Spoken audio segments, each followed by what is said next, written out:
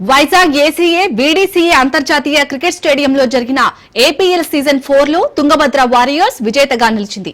Tungabhadra warriors ట్రోఫీని ACA president Kesineni Sivanath అందజేశారు. Tungabhadra warriors కు ట్రోఫీతో పాటు 35 లక్షల రూపాయల చెక్కును అందజేశారు. విన్నర్ టీం మెంబర్స్ కు మెడల్స్ అందజేశారు. ఈ కార్యక్రమంలో ACA secretary Sana Satish Babu, APAL governing council chairman Sujay Krishna Rangarao, BJP రాష్ట్ర అధ్యక్షుడు మాధవ్, ఏసీఏ మాజీ joint secretary MLA Vishnukumar Raju, ACA joint secretary Vijay Kumar, treasurer Dandamudi Srinivasarao, ACA councillor Dantu Vishnutej, APL governing council member Oscar Vinod, ACA మాజీ vice president PVR Prashanth, APL member Sudhakar Chowdary తదితరులు పాల్గొన్నారు.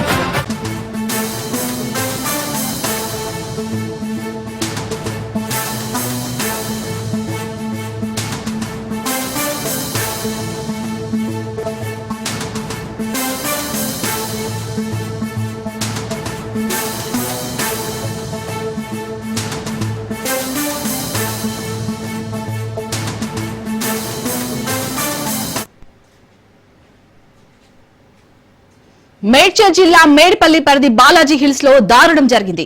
గర్భవతైన భార్యను చంపి మృతదేహాన్ని రంపంతో ముక్కలు ముక్కలు చేశాడు ఓ భర్త.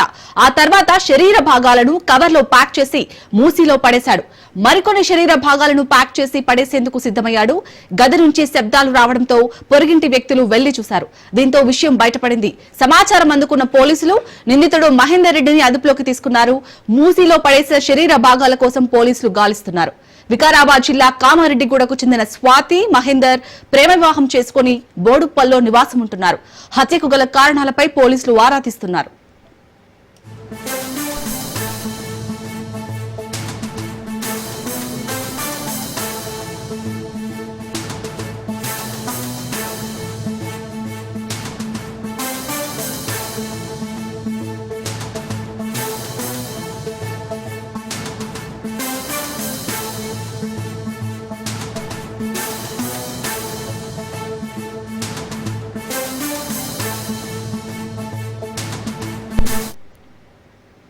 మేడ్చల్ జిల్లా మేడ్పల్లి పరిధి బాలాజీ హిల్స్ లో దారుణం జరిగింది. గర్భవతైన భార్యను చంపి మృతదేహాన్ని రంపంతో ముక్కలు ముక్కలు చేశాడు ఓ భర్త. ఆ తర్వాత శరీర భాగాలను కవర్లో ప్యాక్ చేసి మూసీలో పడేశాడు. మరికొన్ని శరీర భాగాలను ప్యాక్ చేసి పడేసేందుకు సిద్ధమయ్యాడు. గది నుంచి శబ్దాలు రావడంతో పొరుగింటి వ్యక్తులు వెళ్లి చూశారు. దీంతో విషయం బయటపడింది. సమాచారం అందుకున్న పోలీసులు నిందితుడు మహేందర్ రెడ్డిని అదుపులోకి తీసుకున్నారు. మూసీలో పడేసిన శరీర భాగాల కోసం పోలీసులు గాలిస్తున్నారు. వికారాబాద్ జిల్లా కామారెడ్డిగూడకు చెందిన స్వాతి, మహేందర్ ప్రేమ వివాహం చేసుకుని బోడుప్పల్లో నివాసం ఉంటున్నారు. హత్యకు గల కారణాలపై పోలీసులు ఆరా తీస్తున్నారు.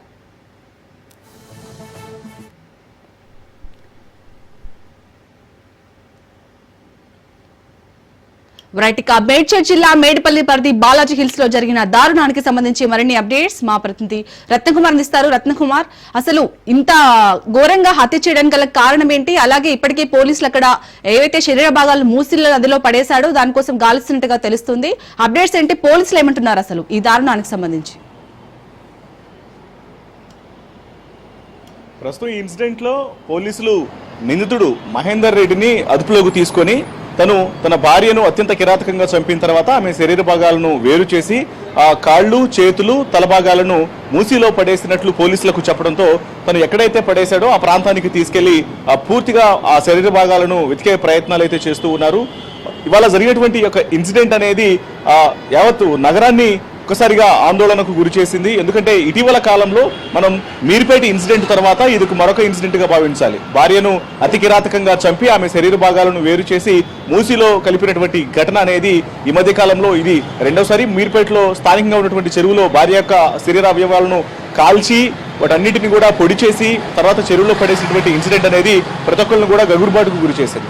సో ఇప్పుడు ఆ ఇన్సిడెంట్ తర్వాత ఇప్పుడు ఇది రెండవ ఇన్సిడెంట్ గా పరిగణించాల్సి వస్తుంది.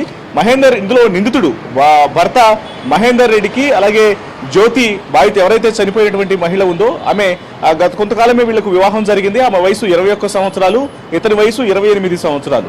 వీళ్ళు ప్రస్తుతం మేడిపల్లి పోలీస్ స్టేషన్ లిమిట్స్ లోనే బోడప్పల్లోని శ్రీనివాస నగర్ లో నివాసం ఉంటూ ఉన్నారు. తను క్యాబ్ డ్రైవర్ గా పనిచేస్తూ ఉంటాడు మహేందర్ రెడ్డి. పెళ్లైన తర్వాత గతంలో 1 సంవత్సరం పాటు వీళ్ళు ప్రస్తుతం ఉన్న ఇంట్లోనే అద్దెకు ఉన్నారు. మరలా కొంత గ్యాప్ తీసుకున్న తర్వాత మళ్ళీ నెల క్రితమే ఆ ఇంట్లోకి రావడం జరిగింది, మళ్ళీ అదే ఇంట్లోకి. అయితే ఉన్న వీళ్ళ మధ్య అసలు ఏం జరిగింది, ఎందుకు ఆమెను అత్యంత కిరాతకంగా హత్య చేయాల్సి వచ్చిందనేది ప్రస్తుతం పోలీసులు కేసు నమోదు చేసి దర్యాప్తు చేస్తూ ఉన్నారు.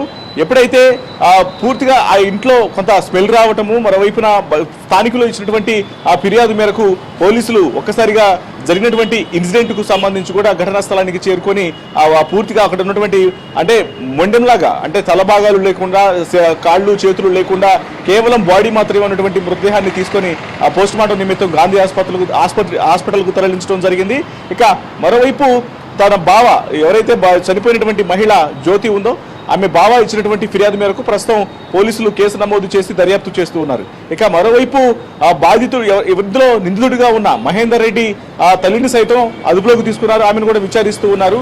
అసలు ఏం జరిగింది, ఎందుకు హత్య చేయాల్సి వచ్చినటువంటి విషయాలను కూడా మేడిపల్లి పోలీసులు ప్రస్తుతం ఆరా తీస్తూ ఉన్నారు. ఇక ఇటీవల కాలంలో భార్యలను అత్యంత కిరాతకంగా చంపుతున్నటువంటి ఇన్సిడెంట్స్ అనేవి వరుసగా పెరుగుతూ ఉన్నాయి.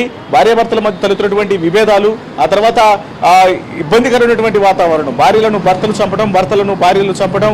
సో ఇదంతా కూడా క్రైమ్ రేట్ అనేది హైదరాబాద్ మహానగరంలో రోజు రోజుకు పెరుగుతోంది. ఇక రీసెంట్ గా చూసినట్లయితే ఈవెన్ మైనర్లు కూడా అక్యూజుడ్లుగా వెలుగులోకి వస్తున్నటువంటి ఘటనలు అనేవి పెరుగుతూ ఉన్నాయి. మనం రీసెంట్ గా సహస్ర కుకట్పల్లి ఇన్సిడెంట్ చూసాము. దాంట్లో మైనర్ ఇన్వాల్వ్ అయి ఉన్నాడు అక్యూజుడ్ గా, గతంలో జీడిమెట్లలో జరిగింది. మరోవైపున మీర్పేటలో భార్యను అత్యంత కిరాతకంగా చంపిన భర్త ఇన్సిడెంట్ తర్వాత ఇప్పుడు మరలా ఏదైతే ఇటు మేడిపల్లి లిమిట్స్ లో చోటు చేసుకున్నటువంటి ఈ ఇన్సిడెంట్ లో మహేందర్ రెడ్డిని అదుపులోకి తీసుకుని తన భార్యను అత్యంత కిరాతకంగా చంపాడు కాబట్టి ఆయన అదుపులోకి తీసుకొని ప్రస్తుతం సీన్ రికన్స్ట్రక్షన్ ద్వారా అసలు ఎలా హత్య చేశాడు, తర్వాత శరీర భాగాలను ఎలా తీసుకెళ్లి ఎక్కడ ముసిలో ఎలా కలిపాడు దానికి సంబంధించి ఆ శరీర భాగాలను వెతికే పనిలో ప్రస్తుతం పోలీసులు ఉన్నారు.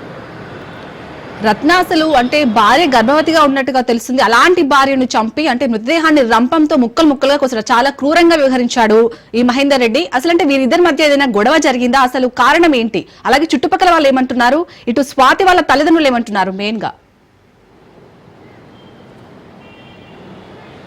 ప్రస్తుతం స్వాతి ఎవరైతే ఇందులో బాధితురాలు జ్యోతి తల్లిదండ్రులు వాళ్ళు చాలా స్పష్టంగా తెలియజేస్తూ ఉన్నారు.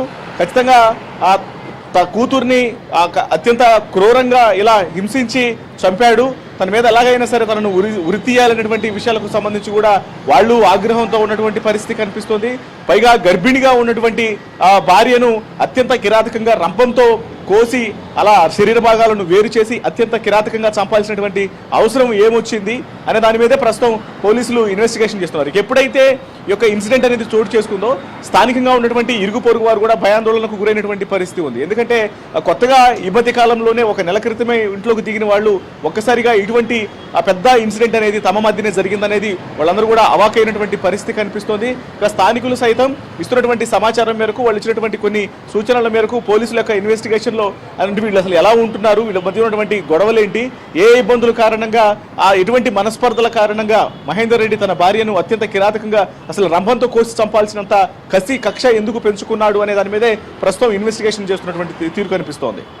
రత్న, స్వాతి అలాగే మహేందర్ రెడ్డిది ప్రేమ వివాహం అన్నట్టుగా తెలుస్తుంది. సో స్వాతి ఎప్పుడైనా వాళ్ళ తల్లిదండ్రులతో చెప్పడం జరిగింది అంటే వీళ్ళిద్దరి మధ్యలో గొడవలు జరుగుతున్నాయి అలా ఏదైనా చెప్పిందట్నా? అసలు ఏమంటున్నారు వాళ్ళ తల్లిదండ్రులు కానీ వాళ్ళ రిలేటివ్స్ కానీ?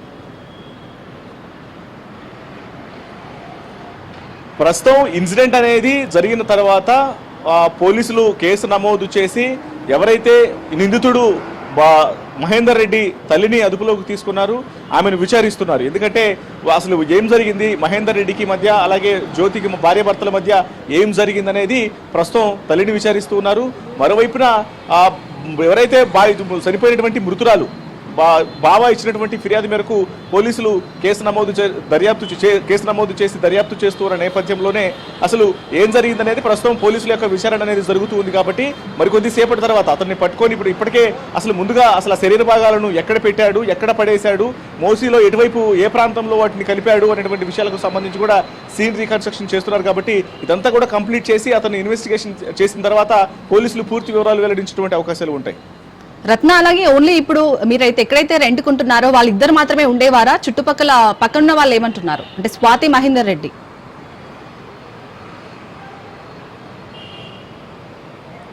అయితే వీళ్ళు నెల క్రితమే శ్రీనివాస నగర్కి రావటం జరిగింది. సో నెల క్రితమే వచ్చారు కాబట్టి సో ఈ ఇన్సిడెంట్ కు సంబంధించి ప్రస్తుతం స్థానికులు కూడా భయభ్రాంతులకు గురవుతున్నటువంటి పరిస్థితి కనిపిస్తోంది. మరోవైపున ఏదైతే ఇన్సిడెంట్ అనేది జరిగిందో, ఇన్సిడెంట్ జరుగుతుందో అక్కడ ఉన్నటువంటి ఇరుగు పొరుగు వారు కూడా అక్కడి నుంచి పరారైనటువంటి పరిస్థితి కనిపించింది. ఎందుకంటే తమ మధ్య ఇంత పెద్ద ఇన్సిడెంట్ జరుగుతుందో వాళ్ళు కూడా కొంత ఇబ్బందికరమైనటువంటి వాతావరణమే శ్రీనివాస నగర్లో కనిపిస్తోంది. ఇక ఇరుగు పొరుగు వాళ్ళు కూడా దీని మీద స్పందించడానికి, అంటే వీళ్ళు కొత్తగా వచ్చారు, సో అసలు వాళ్ళ మధ్య ఏం జరిగిందనేది కూడా వాళ్ళు చెప్పడానికి కూడా కొంత కష్టతరంగా మారింది. అయితే ఈ విషయం అంతా కూడా క్లియర్గా బయటికి రావాలంటే ఇటువైపున జ్యోతి పేరెంట్స్ కుటుంబ సభ్యులను, మరోవైపున మహేందర్ రెడ్డి కుటుంబ సభ్యులను విచారించిన తర్వాత పూర్తి విషయాలు అనేవి వెలుగులోకి వచ్చేటువంటి అవకాశాలు ఉంటాయి. అలాగే రత్నకుమార్, మహేందర్ రెడ్డి ఇంత క్రూరంగా వ్యవహరించాడంటే, ఇంత కిరాతకంగా గర్భవతి అయిన భార్యను చంపేశాడు. సో అలాగే మహేందర్ రెడ్డి వాళ్ళ ఫ్రెండ్స్ ఎవరైనా అక్కడికి వచ్చారా? వాళ్ళ దగ్గర నుంచి ఏమైనా సమాచారం అందుతుందా? అంటే తిన మెంటాలిటీ ఎలాంటిది అనేది.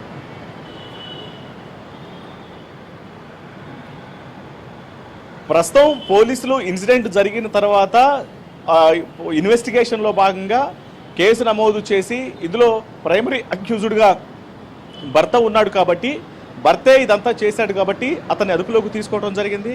అతని మీద ఇప్పుడు అసలు భార్యను చంపిన తీరుకు సంబంధించి సీన్ రీకన్స్ట్రక్షన్ చేస్తూ ఉన్నారు. అతను తీసుకెళ్లి మూసీ దగ్గర పోలీసులు గాలింపు చర్యలు చేపట్టడం జరిగింది ఆ మృతురాలి యొక్క శరీర భాగాల కోసం. ఇక మరోవైపు ఈ యొక్క ఇన్సిడెంట్ జరగడంలో అతని యొక్క మెంటల్ స్టేటస్ తెలుసుకోవాలన్నా, లేకపోతే అసలు అతను ఏ పరిస్థితుల్లో చేయాల్సి వచ్చిందన్నటువంటి విషయం కూడా పూర్తిగా ఇన్వెస్టిగేషన్ తర్వాత తెలిసినటువంటి అవకాశాలు ఉంటాయి. కాబట్టి ఇక మరికొద్ది సేపటి తర్వాత దీని మీద పూర్తి అప్డేట్స్ అనేవి వచ్చే అవకాశం ఉంది. ప్రస్తుతానికి మాత్రం ఒకవైపున జ్యోతి తల్లిదండ్రులను ప్రశ్నిస్తూ ఉన్నారు, మరోవైపున ఇటు మహేందర్ రెడ్డి ఎవరైతే నిందితుడు ఉన్నారో అత్యంత కిరాతకంగా భార్యను రంపంతో కోసి శరీర భాగాలను వేరు చేసినటువంటి అత్యంత క్రూరంగా భార్యను చంపినటువంటి వ్యక్తి మహేందర్ రెడ్డిని అతన్ని అదుపులోకి తీసుకొని అతన్ని ప్రశ్నిస్తూ ఉన్నారు. అతని తల్లిని కూడా ప్రస్తుతం అదుపులోకి తీసుకోవడం జరిగింది.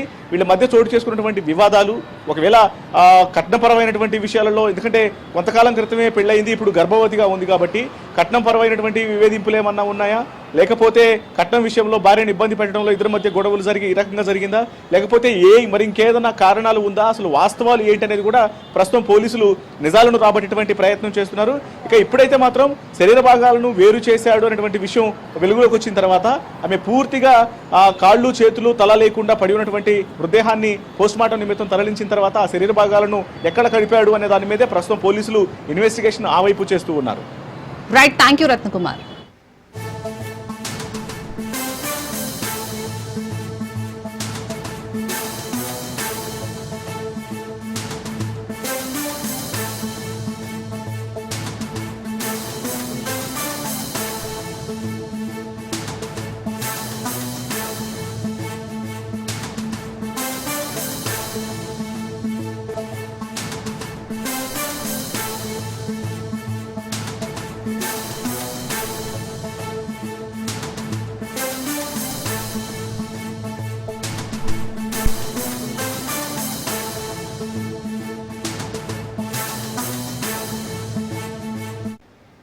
హైదరాబాద్ బంజారా హిల్స్ లో కారు బీభత్సం సృష్టించింది.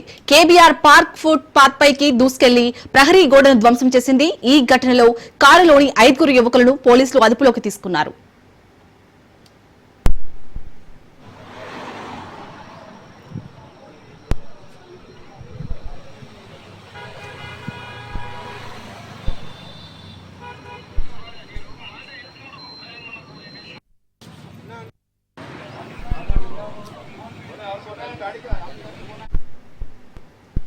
హైదరాబాద్ పంజాగుట్ట చౌరస్తాలో ఫ్లైఓవర్ కింద గణేశుడి లారీ ఇరుక్కుపోయింది. దీంతో పంజాగుట్ట చౌరస్తాలో భారీగా ట్రాఫిక్ జామ్ ఏర్పడింది. ఖైరతాబాద్ వైపు నుంచి అమీర్పేట్ వైపునకు వస్తున్న గణేశుడి విగ్రహం లారీ పంజాగుట్ట చౌరస్తాలో ఫ్లైఓవర్ కు తగిలి గణేశుడి లారీ ఇరుక్కుపోయింది. దీంతో పోలీసులు అప్రమత్తమై లారీని బంజారాహిల్స్ వైపుకు మళ్లించారు.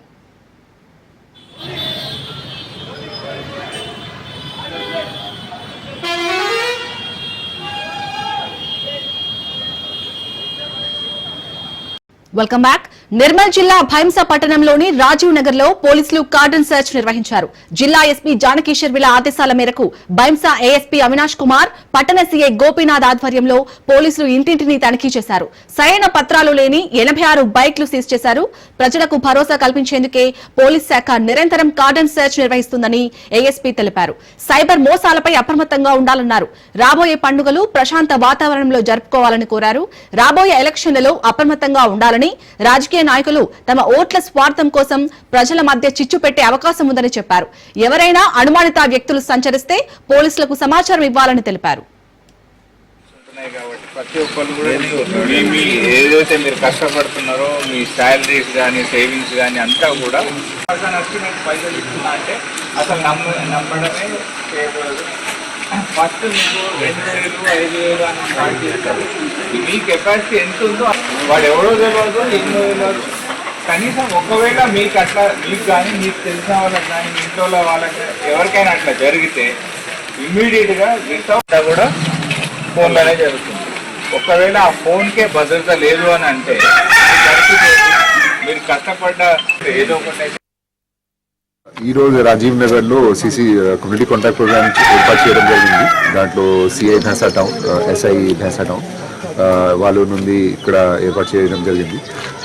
ఆల్మోస్ట్ 86 2 వీలర్స్ సీజర్ చేయడం జరిగింది. దాంతోపాటు ఇక్కడ కొంచెం అవేర్నెస్ ఇవ్వడం జరిగింది. దాంట్లో సైబర్ క్రైమ్ గురించి, ఇప్పుడు ముందు వస్తున్న గణేష్ చవితి గురించి, దాంతోపాటు వస్తున్న ఎలక్షన్ గురించి మొత్తం శాంతియుతంగా చేయడానికి, జరుపుకోవడానికి మన బాధ్యత ఉంది. అదే క్రమంలో అవేర్నెస్ ఏర్పాటు చేయడం జరిగింది. ఈరోజు రాజీవ్ నగర్ లో సిసి కడప జిల్లా కమలాపురం పట్టణంలో పోలీస్, వ్యవసాయ శాఖ అధికారులు విజిలెన్స్ పీసీ స్క్వాడ్ గా ఏర్పడి ఎరువుల దుకాణాలను తనిఖీ చేశారు. ఎరువులు అధిక ధరలకు అమ్మితే వారిపై కఠిన చర్యలు తీసుకుంటామని తెలిపారు. ప్రభుత్వం నిర్ణయించిన ఎంఆర్పీ ధరలకే అమ్మాలని దుకాణదారులకు ఆదేశించారు. ఈ ఖరీఫ్ సీజన్ కి గాను కమలాపురం మండలంలో 291 మెట్రిక్ టన్నుల యూరియా పంపిణీ చేశామని ఏడీఏ నరసింహారెడ్డి తెలిపారు. ఇప్పటి వరకు ఎటువంటి కొరత రాలేదని తెలిపారు. రైతులెవరూ ఆందోళన చెందాల్సిన అవసరం లేదని చెప్పారు. రైతు సేవా కేంద్రాలు, ప్రైవేట్ డీలర్ల వద్ద అవసరం మేరకు పంపిణీ చేస్తారని తెలిపారు. తనిఖీలు నిర్వహిస్తున్న అధికారులను ఎరువులు ఎక్కడంటూ రైతులు నిలదీశారు. పలుకుబడి ఉన్నవారికే యూరియా ఇస్తారా, సామాన్య రైతులకు ఇవ్వరా అని ప్రశ్నించడంతో వ్యవసాయ అధికారులు మెల్లగా అక్కడి నుంచి జారుకున్నారు. కలెక్టర్ గారి ఆదేశాల మేరకు ప్రతి మండలంలో కూడా మన లైసెన్స్ ఉన్నటువంటి షాపులలో ఎక్కడ కూడా యూరియా కొరత రాకోకుండా యూరియా ఉన్న చోట మినిమం ఎంఎస్పీకి అమ్మాలనేది గౌరవ కలెక్టర్ గారి ఆదేశాల మేరకు ఒక టీమ్ స్క్వాడ్గా మన సిఐ గారిని, విజిలెన్స్ డిపార్ట్మెంట్ని, వ్యవసాయ శాఖను అందరినీ కలిపి ఒక టీం వేయడం జరిగింది. ఈ టీం నిరంతరం ఎక్కడ కూడా రైతులకు అధిక ధరలకు యూరియా అమ్మనియకోకుండా మేము చర్యలు తీసుకుంటాము. అట్లనే రేపటి నుంచి మనం ప్రతి షాప్ దగ్గర కూడా యూరియా బస్తా 266 రూపాయల 50 పైసలకు మాత్రమే అమ్మవలనని, అట్లనే దాంతోపాటుగా ఎటువంటి సైడ్ ప్రోడక్ట్స్ ఎటువంటి కూడా రైతులకు అమ్మకూడదని ఒక బ్యానర్ కూడా ప్రతి షాప్ ముందర పెట్టబోతున్నాం. గవర్నర్ కలెక్టర్ గారు సాయంత్రం ఆర్డర్ ఇచ్చారు. మండే నుంచి ప్రతి కాంగ్రెస్ పీఏసీ సమావేశంలో కీలక నిర్ణయం తీసుకున్నారు. బీసీ రిజర్వేషన్ల అంశంపై మంత్రులతో న్యాయ సలహా సంప్రదింపుల కమిటీ వేయాలని నిర్ణయించారు. డిప్యూటీ సీఎం పట్టి విక్రమార్క, మంత్రులు ఉత్తమ్, శ్రీధర్ బాబు, పొన్నం ప్రభాకర్, సీతక్కలతో మంత్రుల కమిటీ వేశారు. ఈ నెల 28లోగా కమిటీ నివేదిక ఇవ్వనుంది. నివేదిక ఆధారంగా ముందుకెళ్లాలని కాంగ్రెస్ నిర్ణయించింది. పీఎస్సీ మీటింగ్ లో లోకల్ బాడీ ఎన్నికల్లో బీసీ రిజర్వేషన్ పై చర్చించామని డిప్యూటీ సీఎం బట్టి విక్రమార్క మంత్రి ఉత్తమ్ చెప్పారు. బీసీలకు 42% రిజర్వేషన్ ఇస్తామని ఇచ్చిన హామీ మేరకు కులగణన చేసి 2 బిల్లులు ప్రవేశపెట్టామని, రాష్ట్రపతి వద్ద రోజుల తరబడి బిల్లు పెండింగ్ లో ఉందని చెప్పారు. కావాలని ఆలస్యం చేసే ప్రక్రియ కొనసాగుతుందని ఆవేదన వ్యక్తం చేశారు. హైకోర్టు తీర్పు మేరకు సెప్టెంబర్ 30 లోపు స్థానిక సంస్థల ఎన్నికల నిర్వహణపై చర్చించామని చెప్పారు. అయితే పార్టీ పరంగా 42% రిజర్వేషన్ ఇవ్వాలా అనే అంశంపై కూడా చర్చించామని చెప్పారు. రిజర్వేషన్లపై ఓ కమిటీని వేశామని, దీనిపై న్యాయ నిపుణులతో సంప్రదింపులు చేసి 28వ తేదీలోపు రిపోర్టు పంపాలని పీఏసీలో నిర్ణయించామని చెప్పారు.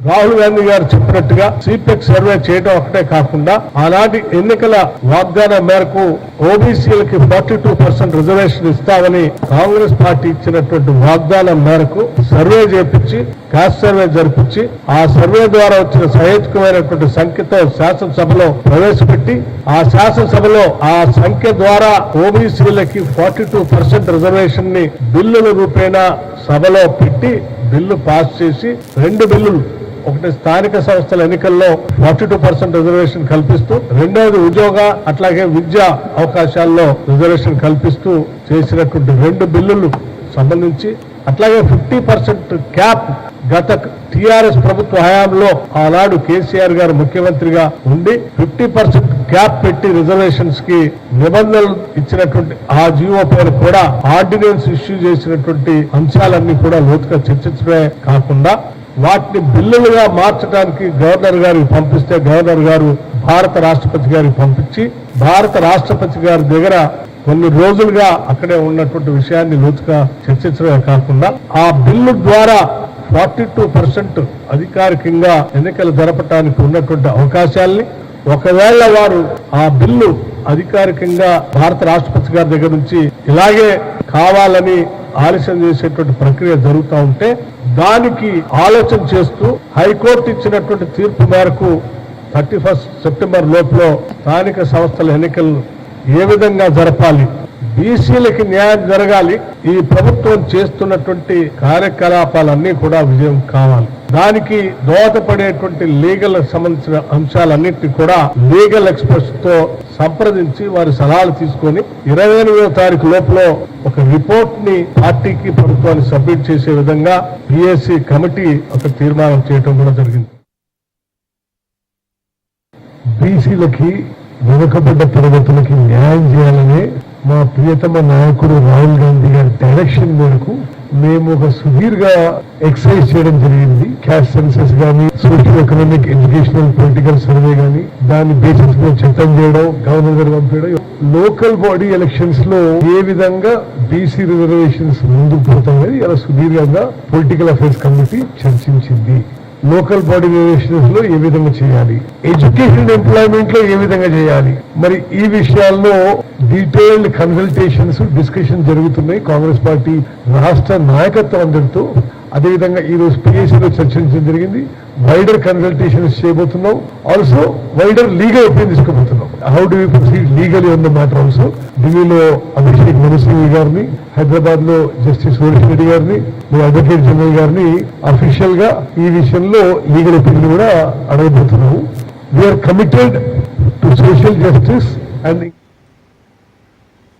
స్వర్ణాంధ్ర కావాలంటే ప్రజల ఆలోచన విధానం మారాలని సీఎం చంద్రబాబు అన్నారు. కాకినాడ జిల్లా పెద్దాపురంలో నిర్వహించిన స్వర్ణాంధ్ర స్వచ్ఛాంధ్ర సభలో సీఎం పాల్గొన్నారు. వైకుంఠపాలి ఆటలు ఏపీకి వద్దని, మనకు అభివృద్ధి కావాలి, పేదరికం పోవాలన్నారు. అసెంబ్లీలో ప్రతిపక్ష స్థానం దక్కలేదని బయట విషం చిమ్ముతున్నారన్నారు చంద్రబాబు.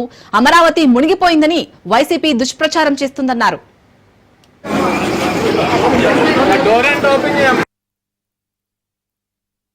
రాష్ట్రం మొత్తం చెత్త చెత్త అయిపోయింది.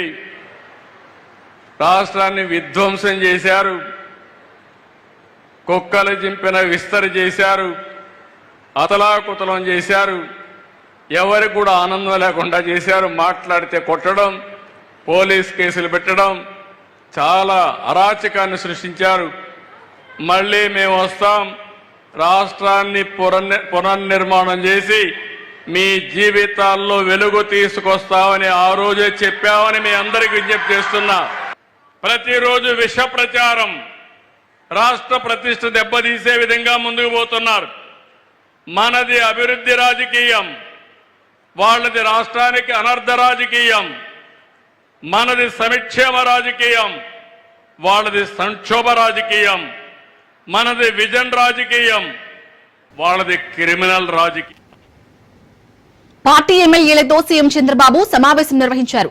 పార్టీ రాష్ట్ర కమిటీ ఎమ్మెల్యేల వరుస వివాదాల నేపథ్యంలో భేటీకి ప్రాధాన్యత సంతరించుకుంది. ఇతర అంశాలపై వాడివేడిగా చర్చ జరిగింది. సెక్రటేరియట్ లో ఏం జరుగుతుందని సీఎం సీరియస్ అయినట్లు సమాచారం. పెరోల్ లెటర్లపై ముఖ్యమంత్రి ఆగ్రహం వ్యక్తం చేశారు. హోంశాఖను గాడిలో పెట్టాలని చంద్రబాబు ఆదేశించినట్లు తెలుస్తుంది. ఇక Gudur, Nellore rural MLA parole లెటర్లపై సీరియస్ అయినట్లు సమాచారం. రౌడీ షీటర్ శ్రీకాంత్ పెరోల్ వ్యవహారంపై ఎందుకు హోంశాఖ అప్రమత్తంగా లేదని ఆగ్రహం వ్యక్తం చేసినట్లు తెలుస్తోంది. ఏపీ ఆర్థిక పరిస్థితిపై వైసీపీ అధ్యక్షుడు మాజీ సీఎం జగన్ ఆందోళన వ్యక్తం చేశారు. ప్రధానంగా ఆదాయాలు తగ్గిపోయి అప్పులు పెరిగిపోయాయని ఆగ్రహం వ్యక్తం చేశారు. ఈ మేరకు కాగ్ నివేదికలను ఉటంకిస్తూ జగన్ ట్వీట్ చేశారు. కూటమి ప్రభుత్వ విధానాలతో ఈ పరిస్థితి ఏర్పడిందన్నారు. రాష్ట్ర ఆర్థిక పరిస్థితిపై కాగ్ నివేదికలు ఆందోళన కలిగిస్తున్నాయన్నారు. 2019 నుంచి 24 మధ్య తమ ప్రభుత్వంపై టీడీపీ, జనసేన పార్టీలు పదే పదే అబద్దాలు చెప్పాయని, రాష్ట్రంలో ఆదాయ వృద్ధి తగ్గిందని, అభివృద్ధి అనేదే లేదని తప్పుడు ప్రచారం చేశాయన్నారు.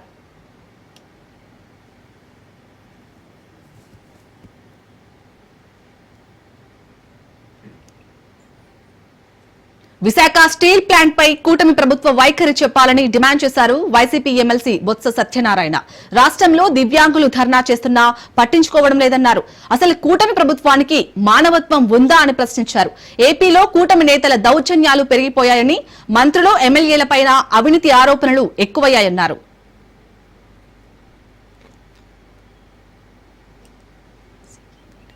ఉపరాష్ట్రపతి, రాష్ట్రపతి, లోక్సభ స్పీకరు, అలాగే ఉపరాష్ట్రపతి అంటే సైమల్టేనియస్ గా రాజ్యసభ అధ్యక్షులు, అలాగే రాష్ట్రంలో ఉన్న శాసనసభ స్పీకరు, వీళ్ళందరూ ఇవన్నీ కూడా ఈ రాజ్యాంగ పార్టీలకు వచ్చి దీని మీద ఆపాదించకూడదు.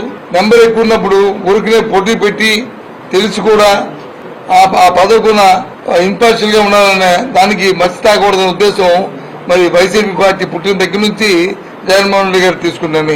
ఇది ఇవాళ తీసుకున్నాను కాదు. ఆ నేపథ్యంలోనే ఆ రోజు నేను పిసిసి అధ్యక్షుడు ఉన్నప్పుడు అప్పుడు జగన్మోహన్ రెడ్డి గారు వచ్చి వైసీపీ పార్టీ పెట్టారు. పెట్టి మేము ప్రణబ్ దీన్ని వచ్చి కాంగ్రెస్ పార్టీ ప్రతిపాదిస్తే దానికి ఆయన సపోర్ట్ చేశారు. లేదు మేము కాదని ఎదిగినప్పుడు కాంగ్రెస్ పార్టీకి వ్యతిరేకమే కదా జగన్మోహన్ రెడ్డి గారు. పార్టీ ఉద్దేశం అంతే కదా. అలాగే ఇప్పుడు వచ్చి నెంబర్ గేమ్ లో ఎన్డీఏ ఉంది, ఉన్నప్పుడు కూడా ఎందుకు పోటీ పెట్టి వాళ్ళు పెట్టాలి? తప్పు కదా. ఆ పదవిని మనం ఓ పార్టీకి చేయడం కాదనేది ఆ రోజు ఏ స్టాండ్ ఉందో అదే స్టాండ్ ని ఇవాళ కూడా జగన్మోహన్ రెడ్డి గారు దాన్ని కంటిన్యూ చేస్తారు. పార్టీ విధానం వ్యక్తుల విధానం కాదు ఇది. ఇక్కడ ఇది దేశానికి సంబంధించిన అంశం. దేశానికి సంబంధించిన అంశం, ఓ పార్టీకి ఒక విధానానికి సంబంధించిన అంశం. ఉత్తర భారతదేశం, దక్షిణ భారతదేశం